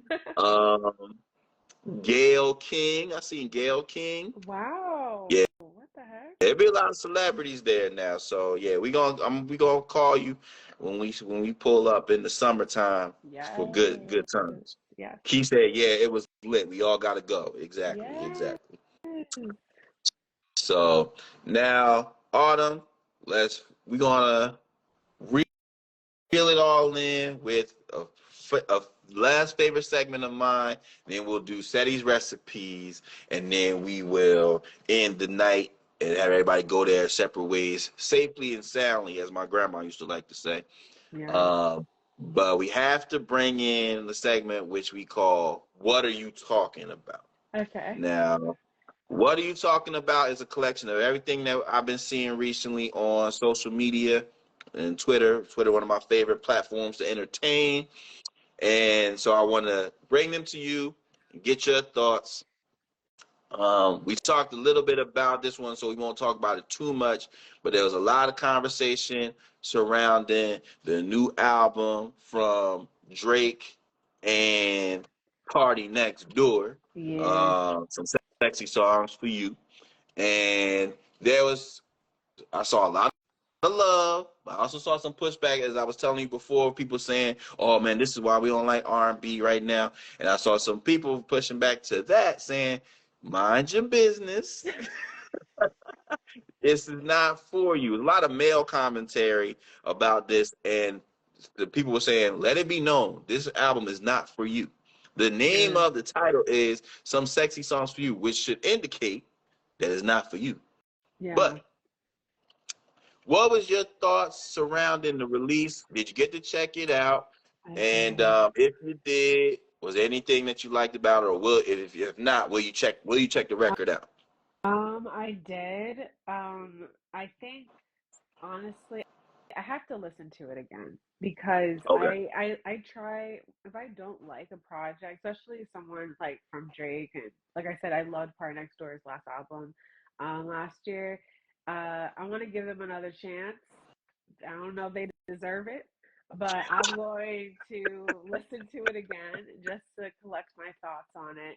Because nothing, honest to God, really like crazy stood out to me.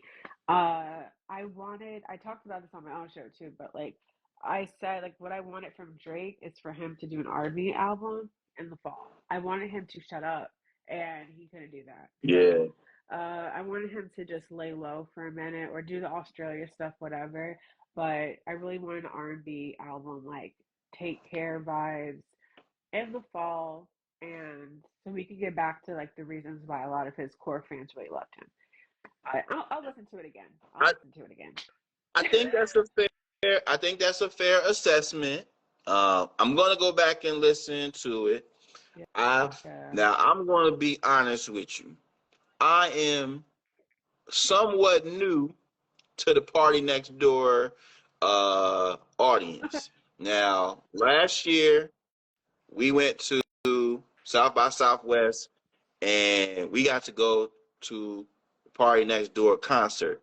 Ooh. So now I'm going because my artist was like, she loved Party Next Door. All her friends that was with her, they love Party Next Door. I'm like, what? All right, I'm gonna pull up.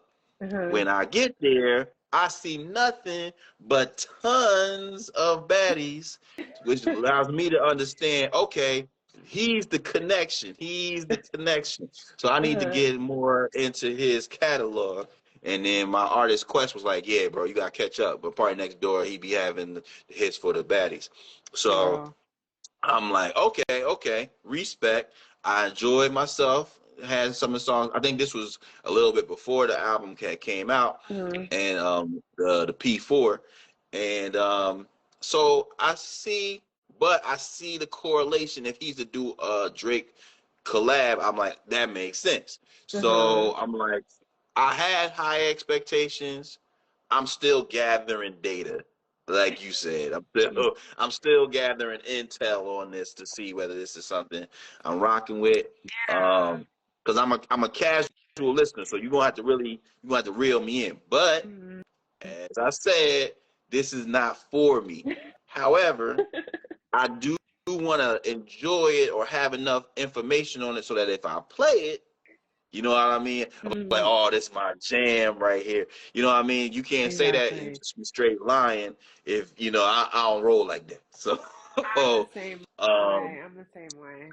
I wanna feel, and be honest about it. So I'm on the same length with you. I'm gonna give it another spin, and Yeah. we'll see where we're going. Otherwise, I'm sticking to my own personal curated playlist for the baddie hour. So, Yes. um, yeah, I'm with you on that. Chat, let me know what y'all thought if y'all listened to it. Let us know whether you rocking For with it. What's your sure. favorite songs? Or if you got to give it a spin if you haven't heard it yet. Good. Now, I want to quickly transition to another thing I saw on social media. This was humorous to me. Um, so there was an interview going around of one of the owners of the Los Angeles Lakers, Jeannie Buss. Jeannie Buss is the daughter of one of the more popular, famous owners of the Lakers, which was Dr. Jack, Dr. Buss, excuse me. So she's the daughter, Mm-hmm. and obviously she is wealthy beyond imagination. Dr. Jerry Buss, excuse me, I said Jack Buss, Dr. Jerry Buss. So now the Lakers is famed for Showtime and just being high profile, but the interview she's talking about her husband, and her husband is an actor, and she says that she and her husband not only don't sleep in the same room, they don't sleep Okay.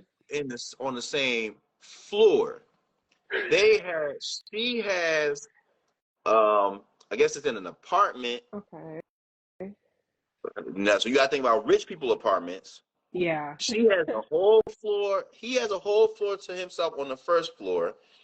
On the second floor is somebody living that's totally unrelated to them. That's their own floor.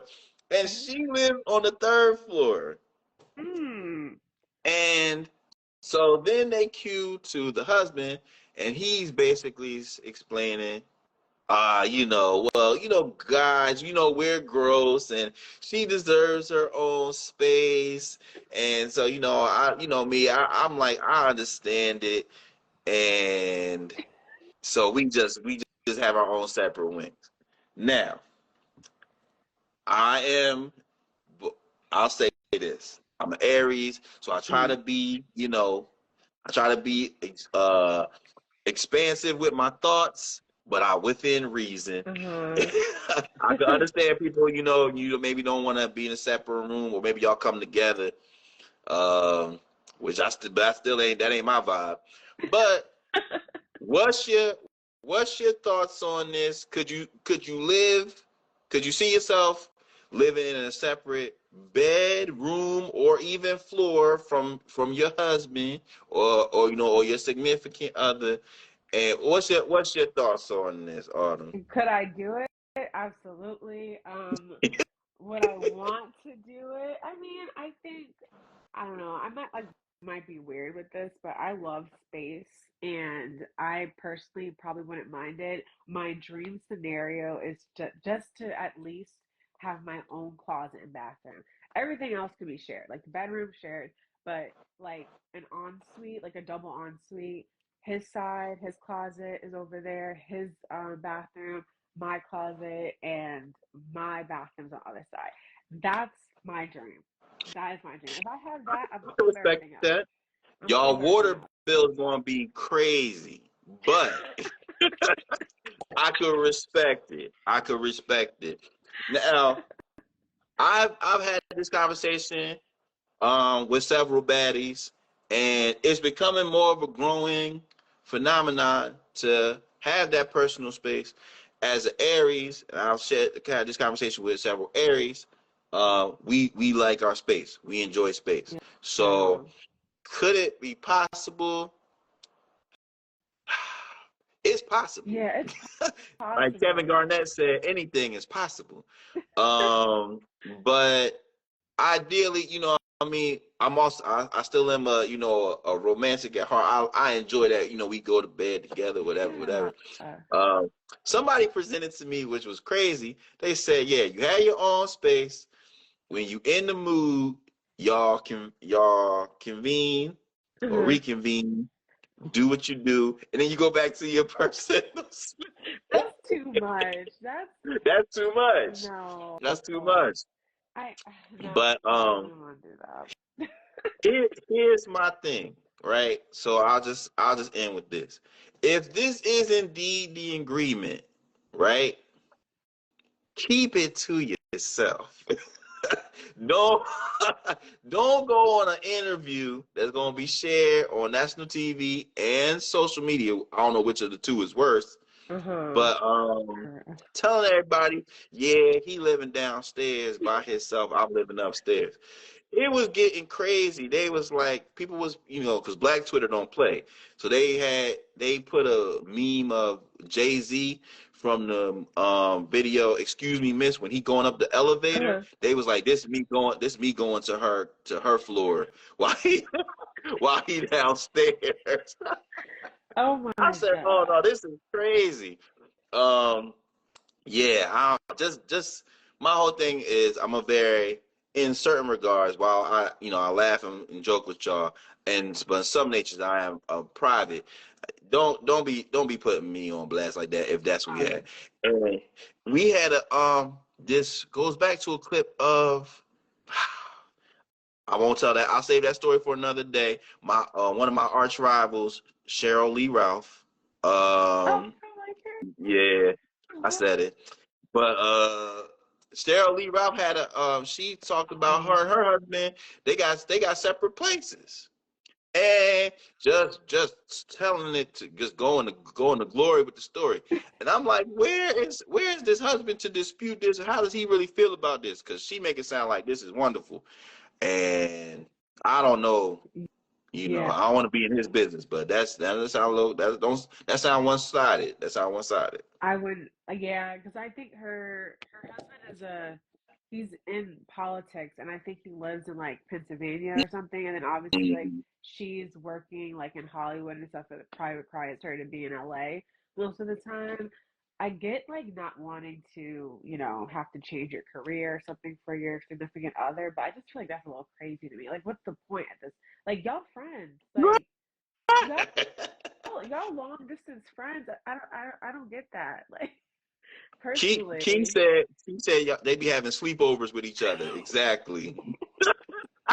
yes, like a legit sleep with my husband. Like that's crazy to me. Like we just have to figure out. Like nah, I wouldn't go for that.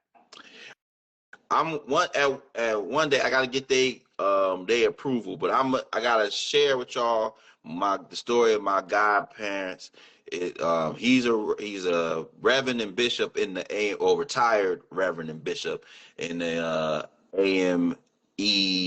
Are they Zion? I think they're AM. I think they just AME. But and she was the first lady, Hmm. and she had a career, but I mean, she became a first lady and served well in that role. I Okay. mean, for years, and it's a perfect story of like the sacrifice that's required when you're in a relationship. We Yeah. don't really have a lot of stories like that, but when you see them together, it's just like, man, it's amazing that somebody, and both parties, they love each other. Why, she does the ultimate sacrifice by deciding to be a first lady, to acknowledge his calling. They they Mm-hmm. they work together and communicate and serve each other under the umbrella of God, of course. So Yeah. it's great to see, but you don't really see a lot of that nowadays. A lot of me, and Yeah. now, like I said, now we have sleepovers with the person we gave our lives to. So it's crazy, No, but that's too much. too Too single. much, too much. Right. So, speaking of first ladies and pastors, I'll bring you to the final segment from What Are You Talking About? Mhm. And I want to give my congratulations to the brother, Reverend Devin Franklin, Oh yeah. who just recently announced his engagement to his new boo and Maria Castillo. They got engaged in Hawaii. And I happen to laugh. I find it humorous. Love, of course, but my man said, "I'm back."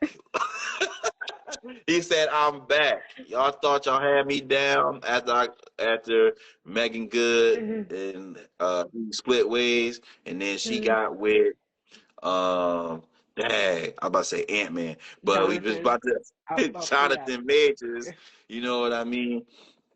But no. My man has risen like Jesus on the third day, and he back with a new boo.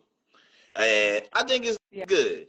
I think Yeah. it's good because everybody deserves a second chance at love. For sure. Um, for both of them. And shout out to Yeah. Megan Good and Jonathan Majors. Yeah. Um, I can't just help but think of him in that meme of him dancing. Uh, I don't with the uncle step. I don't know what that was I he was doing, think I know what you're but talking about. but shout out to them having love, and shout out to Devin having love too. But more importantly, for both of them, I'm a firm proponent or advocate of finding somebody fine after the first one don't work. You gotta stay equal or go greater Yeah. on the next one. You can't downgrade, and it's hard because Megan Good is fine, but you still gotta. My boy said, "I'm still here in the name of the Lord." Yes. For real. So I think, like I said, in this day and age, marriage is something that's a little bit more flexible, for lack of a better word. Yeah. People, if it doesn't work, it don't work. We just in a generation now where people are willing to move on if it doesn't work, but there's still love out there Yeah. for people. Yeah. So There's hope. There's someone for everyone out there. You just got to keep putting yourself out there. But yeah, I'm happy for both of them. Yeah, I had the opportunity to talk to Megan like a couple years ago, and she's amazing. She is so beautiful and kind and sweet, and I'm really happy for her in this new relationship. And even with her ex too, nothing bad to say about him. I feel like when you love someone so deeply, it's just like what's the use of tarnishing their name? Like unless they did something like you know what I'm saying? But she had nothing but good things to say. So I don't know. I'm happy for them. I And like you said, like I, the girl I he's with agree. is pretty too. So he winning. Yeah. Shout out to them both winning again. And like you said, just if there was no ill will, then you know what I mean. We move forward amicably and Yeah, and and go about our own journey. So respect to for them. sure. Respect to them. Yeah. So now we've had a good Yes. time. Or we've been vibing. We're coming in almost in like 2 hours here. So I want to close up, wrap it up with a bow. I want to obviously thank you, and I'm going to have you share all the ways people can find you and tap in Of with you. course. You know, um, we'll do Yes. one last segment, and this is again as a tribute to you and your contributions to the R&B space. We have a segment which we call Ceddy's Recipes. Uh-huh. So Ceddy's Recipes is how we close out the show, and we bring in topics and or elements of the culture that we want to continue to, to give to the young kids, the youth, so we don't lose our culture, our black culture. Mm. And they're kind of little, informal tidbits, and funny things such as Yeah. Uno. You know what I mean? Not splitting the pole. Um, late night drives, things that we do, Kwanzaa, you know Yeah. what I mean? So things that we've done in the past.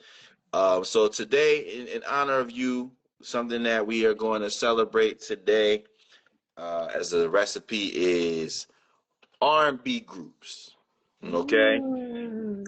so we want all the youth to do your research and check out some of the legendary R&B groups, because that's not really a thing we have at at nauseum. You know what I mean? We don't have that Mhm. in a large sample size now. We have Yeah. Flow. we Yeah. got we got Wanye's kids, and Uh, then after that, I'm struggling yeah. for to think of names. But we had some classic R&B groups dating all the way back to the early days before our time. All Mhm. them, like, the Temptations, the Supremes, the Spinners, uh Main Ingredient, all those people, Mhm. Seven Whispers, all of them.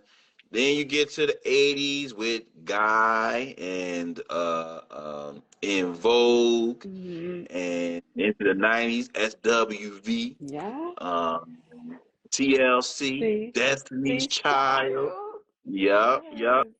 Some classics, Yeah. the classics.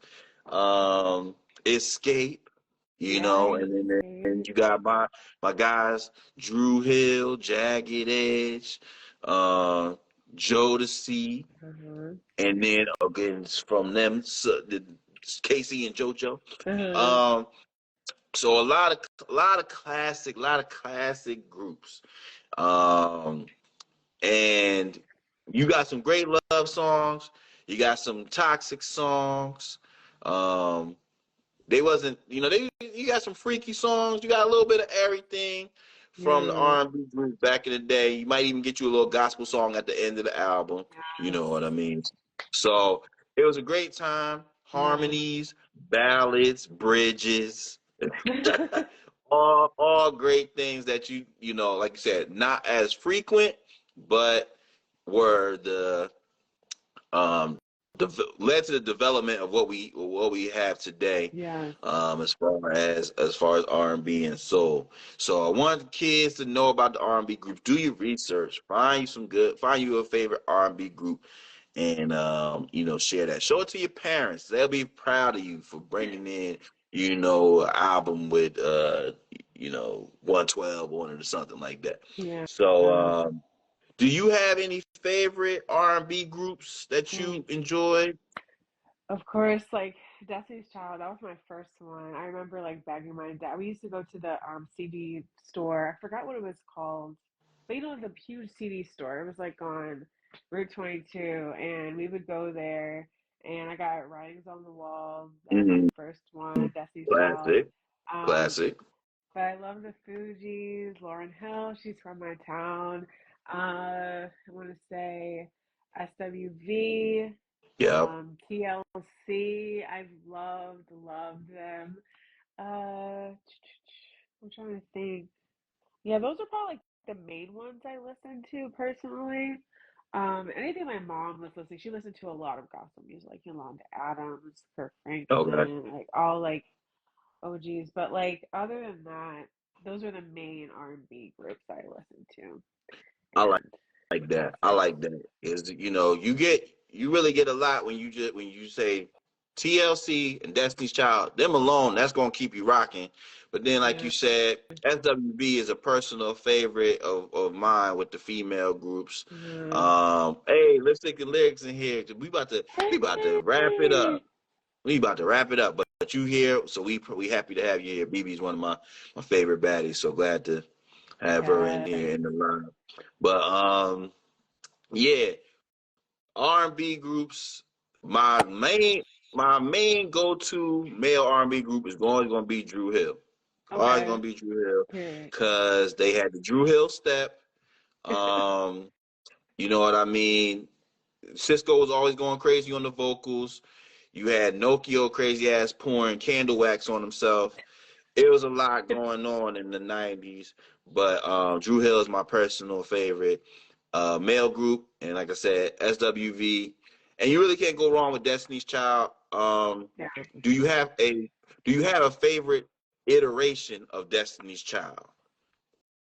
The trio. The Mm. last, that Michelle, Beyonce, Kelly. That's my favorite for Okay. sure. Yeah. Oh, but that's hard. No, but like not. Then I missed out on Say My Name. Yo, the way I would be singing Say My Name all the time. That's Like what I'm I saying. had like, yo, that's really hard though. Now that I think about it.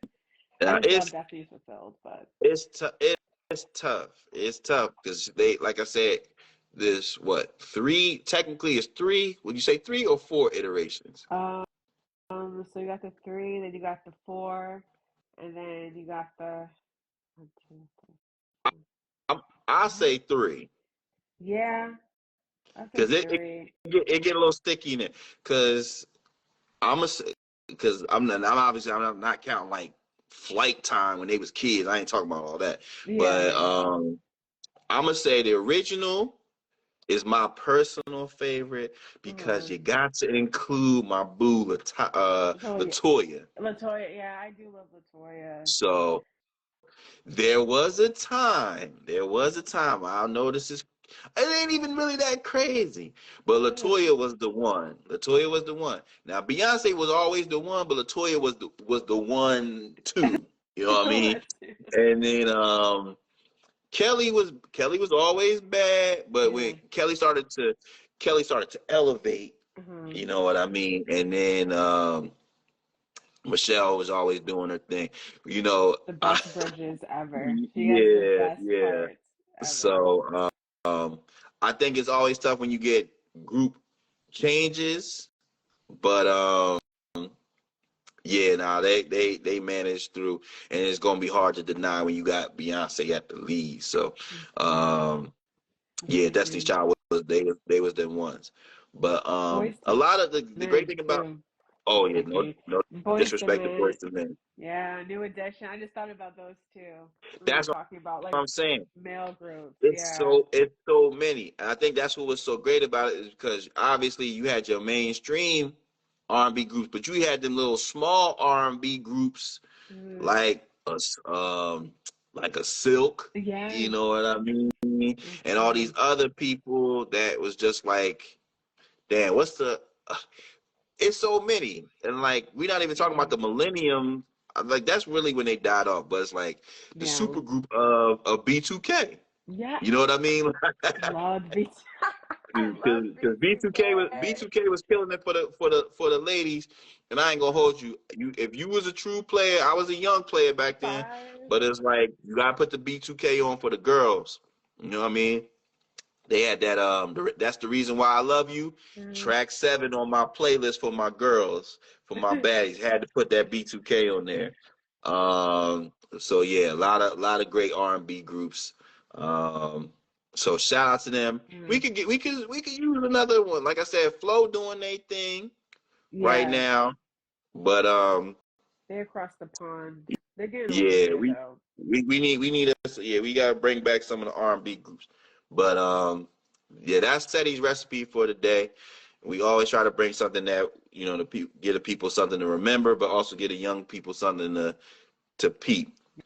Yeah. So, Autumn, I want to thank you Thank so much you. for pulling up, sitting with your boy for 2 hours, laughing it up, chopping it up with me. Um, It was I want to fun. make sure that everybody, taps in with Beyond the Record, taps in with your show on Two Fleet Radio, taps Mm, in with Low Key R&B. But let the people know how they can find you if there's anything that you got going on at the moment that you want them to know about. yeah, you guys can follow me on I think all major platforms, but It's 2 underscores Autumn Rayne on Instagram. That's where I post like everything, like stuff from Low Key, stuff from my podcast Beyond the Record, and stuff from my radio show too. So if you follow like my personal page, I repost everything. So that's where you guys can tap in for all of that type of stuff. And my website, byautumnrayne.com. So that has like my portfolio if you're interested in like how I got my start. I love talking to people and helping them. So just shout out to me and I got you. I got you. DM me. Just let me know And what you need. she really is that one, y'all. So like, make sure y'all tap in with her because she really dope. I've had a chance to continue, like I said, build a good relationship and work with Autumn, and so it was just a necessity to have you on the show. Thank So you. y'all make sure y'all tap Thank you. in. We've had a really great time. For those who missed the episode, y'all will be able to catch it on YouTube later in the week. So stay tuned for that. But in the meantime, y'all just tap in with me on Instagram or all platforms at It's Ceddy P. And we will be having some new music for y'all. We've been working on some things. So shout out Key and shout out the rest of the Renaissance. And I got some more playlist updates for y'all later this week as well. So much love. And y'all enjoy the rest of y'all night and week. But until then, keep it blessed, keep it real, but always keep it playing. We out, y'all. Take care. Thank you so much. Bye, guys.